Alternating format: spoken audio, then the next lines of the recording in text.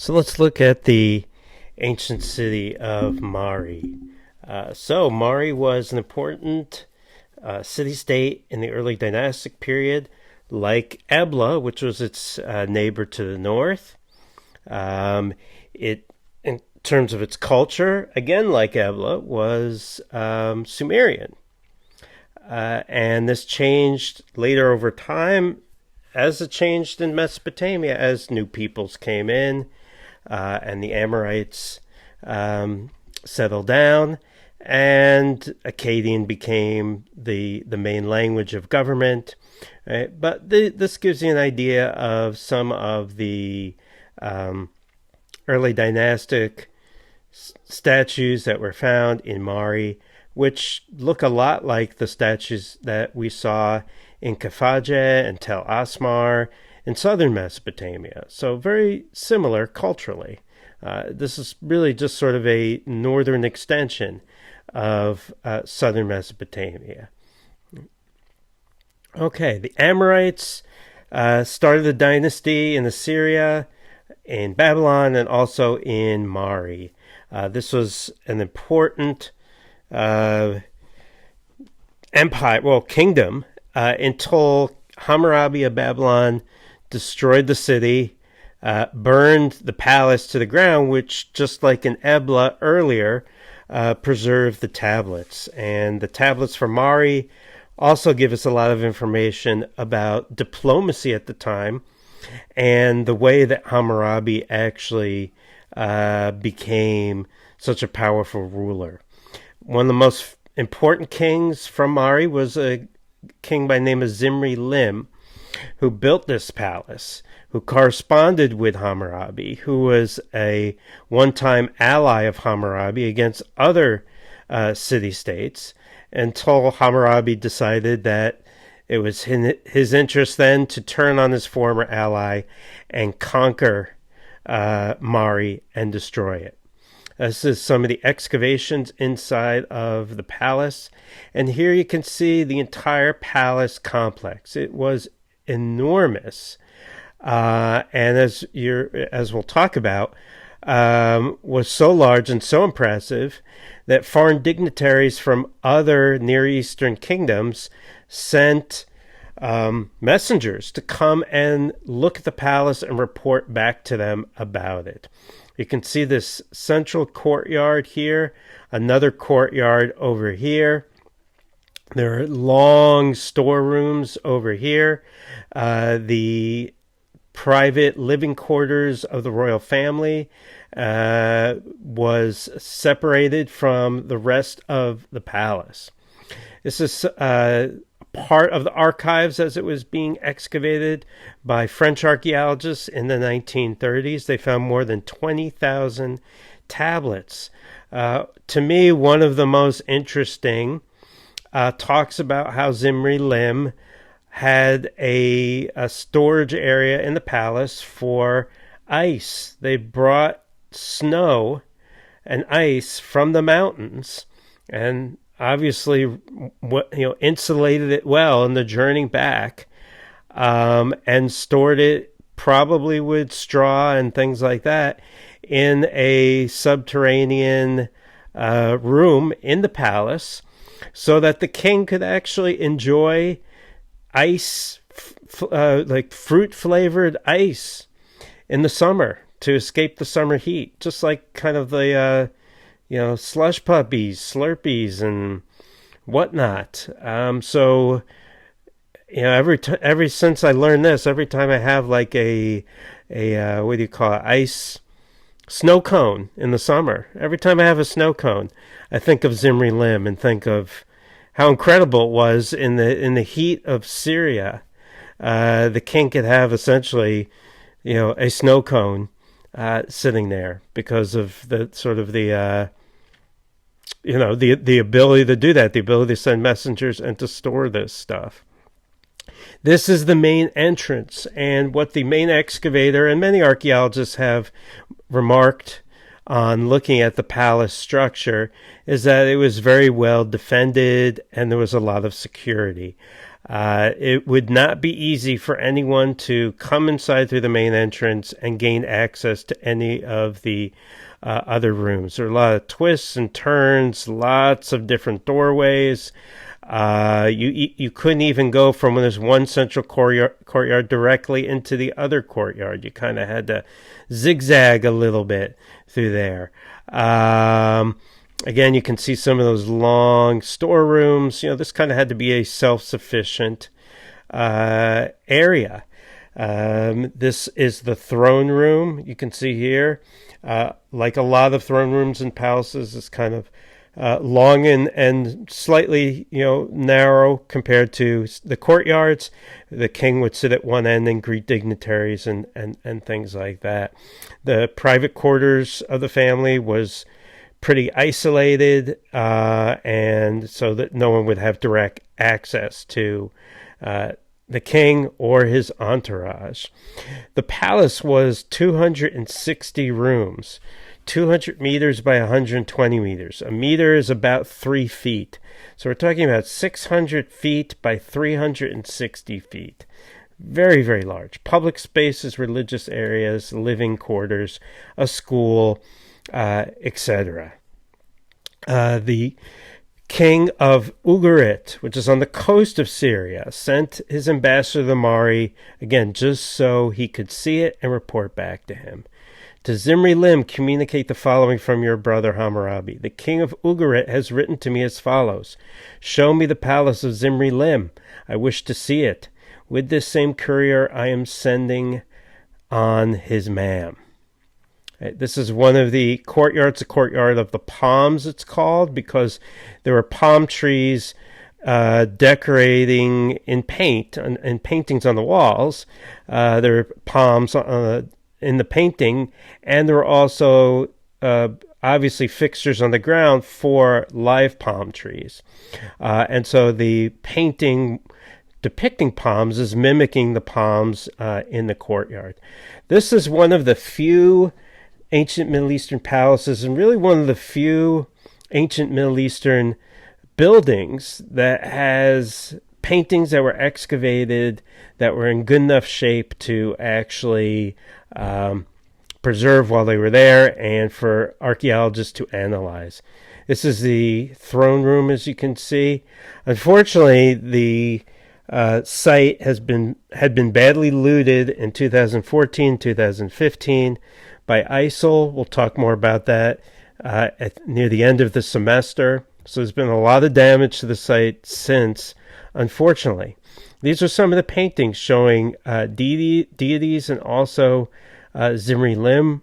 We believe one of the most important paintings shows the investiture, right? That is the giving the symbols of kingship to the king Zimri Lim. This is Zimri Lim right here, and he is receiving kingship from a goddess, as you can see here, who's got all of these symbols of Inanna. This is most likely Inanna. She has the weapons coming off her shoulders. She's standing on the lion.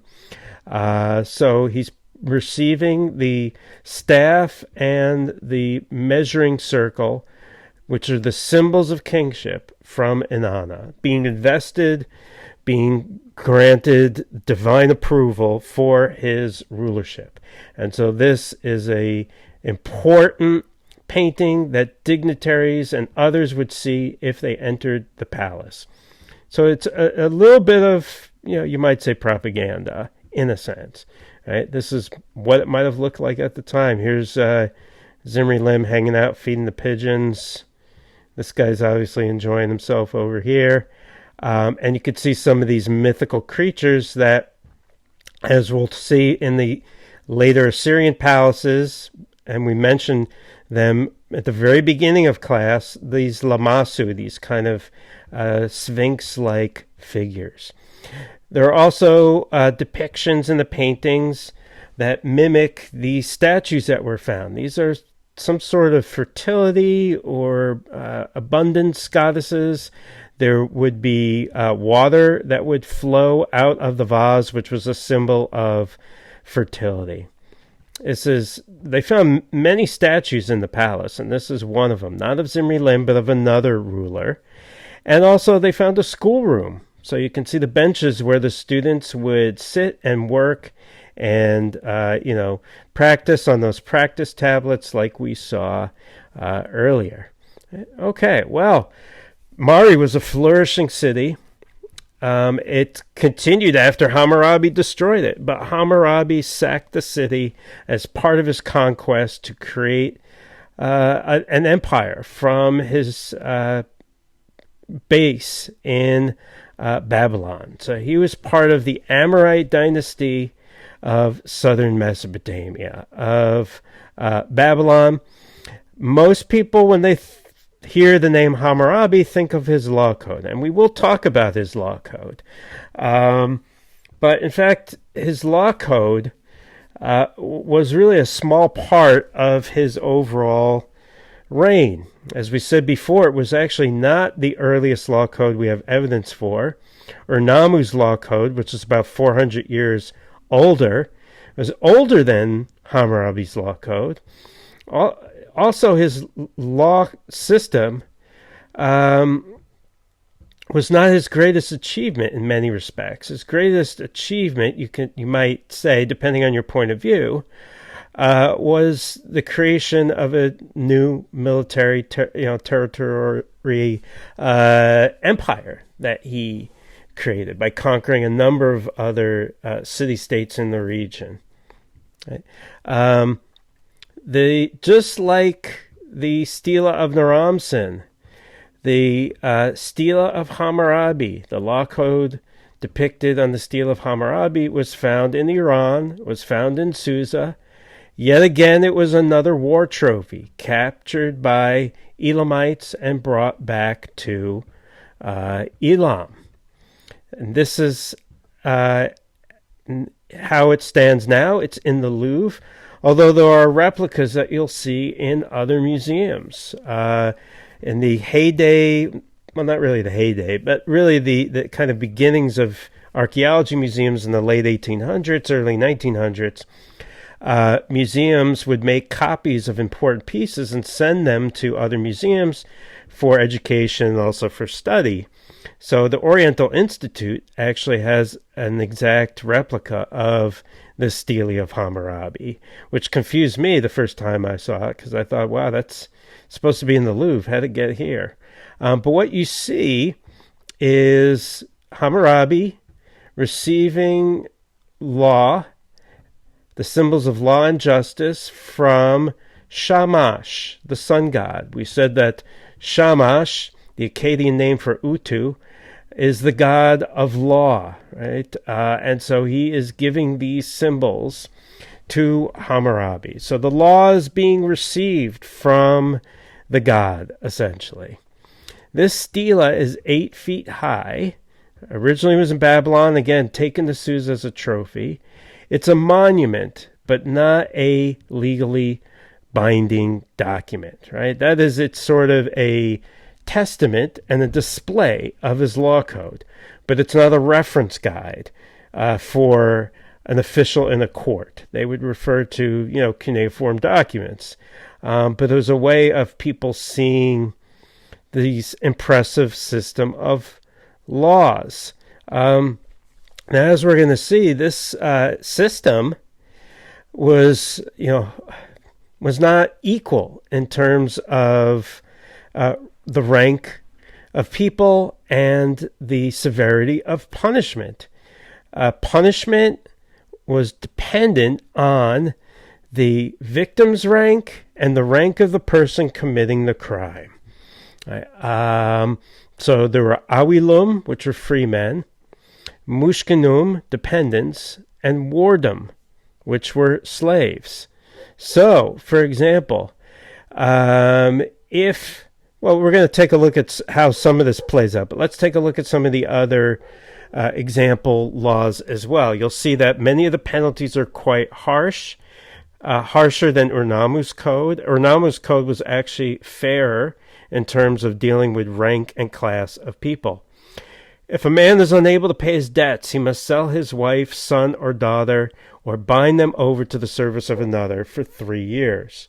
Essentially, indentured servitude, right? For a span of 3 years in order to pay off the debts. We know about similar things from the Bible, although in the Bible they had a Jubilee year in the 7th year where all debts were canceled.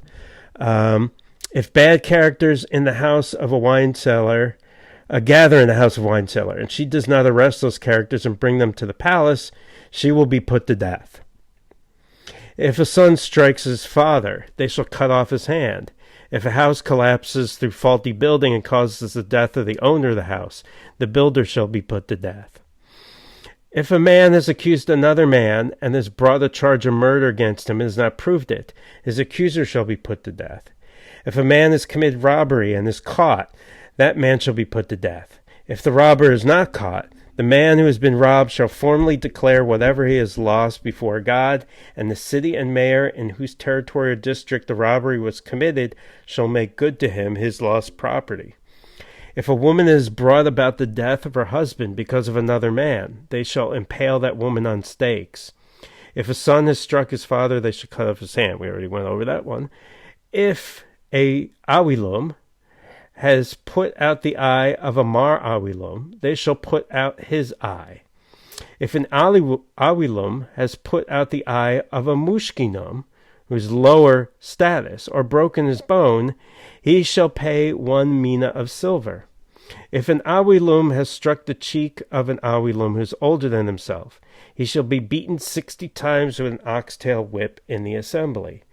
So you kind of get the idea that if a higher class person, the awilum, freeman, hits another freeman, the penalty will be,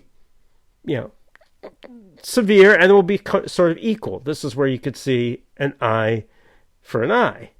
But if the awilum does something to a dependent, he pays a fine. If you can imagine that if I'm pretty sure it says in there, if a mushkinum puts out the eye of an awilum, the penalty is going to be much more severe than just taking the eye of that person, right? Probably put him to death. I have to look that up. But so anyone of lower status who does something to someone of higher status gets a very severe penalty, more severe than when they commit that same crime against an equal. If a higher status person commits a crime against a lower status person, the punishment is less severe than if they committed that crime against someone of the same rank as them. Right? And so this, sometimes when people read the passage in the Bible that says an eye for an eye, a tooth for a tooth, when you read it from a modern perspective, without the perspective of the ancient Middle East, a lot of people interpret that passage as, look how severe punishment was, back in that time. Whereas some people interpret it as what it's really saying is that all people are equal, to, irregardless of class or status. Basically, an eye for an eye, no matter who. A tooth for a tooth, no matter who. That's another interpretation of that. But certainly you can see that rank and class had a lot to do with your punishment if you committed a crime, and the punishment of another person if they committed a crime against you. Okay, so Hammurabi's, that's part of his legacy today because we know about this text. There's, I think, even a picture of the Code of Hammurabi, I think, in the U.S. Capitol. Certainly it was an important achievement in terms of the progression of culture, but I wouldn't necessarily say it's a law code we should emulate. So I don't know if we really want to display it everywhere. But his other legacy is his empire. He created an empire almost as large as the Akkadian Empire through conquest. And from the Mari tablets, scholars have been able to reconstruct a little bit of how he was able to do it. Hammurabi was very, very clever. That's obvious from the text, because he would make alliances against a city-state. And when that city-state was then beaten, he would then go against his former allies, create new alliances, and one by one he was able to conquer all of these different city-states, many of them who had once been allies of Hammurabi. Captured Uruk and Isin in 1787 BC. 1784, right? He was a vassal of the Assyrian king Shamshi-Adad and essentially bided his time until Shamshi-Adad died, which left a little bit of a power vacuum to the north that allowed him to expand. He victory over Elam and then also the Gutium. We remember them. Babylon, Mari, and Eshnuna allied together and conquered Larsa. Then Babylon conquered Mari, and then he conquered Eshnuna. Right? So these former allies were then conquered. Ever since Zimri-Lim moved to support me and began to communicate with me, no transgression or attack on him has been attributed to me. I have been entirely beneficial to him, and he is deeply aware of how beneficial I have been to him. It looks like when Hammurabi destroyed Mari, his soldiers went through the archives and took out certain documents. Archaeologists noticed that it looked like there was some ruffling or rummaging through some of the archives, and they believe that Hammurabi actually pulled out certain tablets from the archives of Mari. But there are enough archives there are enough tablets there to tell us, these letters back and forth between Zimri-Lim and Hammurabi. There's enough information to tell us how these wars progressed. Okay, another important part of Hammurabi's Babylon was administration. We've seen this a lot so far in Mesopotamia. In order to rule over an area, in order to govern an area, you need bureaucracy, you need administration, you need organization. Now, we don't have the capital of Hammurabi. We do have the site of Babylon, but there's so much material from the Neo-Babylonian period that we'll learn about, from about like 580, 600 BC, so about more than 1,000 years later than Hammurabi, that covers the levels of the Old Babylonian period. So that portion of the site has never been excavated. So we don't know about Babylon from this time period. But what we do know is from administrative areas outside of Babylon from this time period that didn't have a lot on top of them and could be excavated. So that's how we know about Babylonian administration. It's a little bit like the Akkadian Empire. We saw a very similar thing with the Akkadian Empire and the excavation of these kind of regional areas and regional capitals outside of the main capital. So one capital that's been found is Tel Harmal, ancient name Shadupum, and it was a fairly small site, but very, very specialized, right? So it was not a village. I mean, in terms of size, it was a village, but in terms of what was going on inside, it was an administrative complex. It was not a collection of farmers' huts. It was only 1.7 hectares, so it's very small, but all the buildings had to do with administration.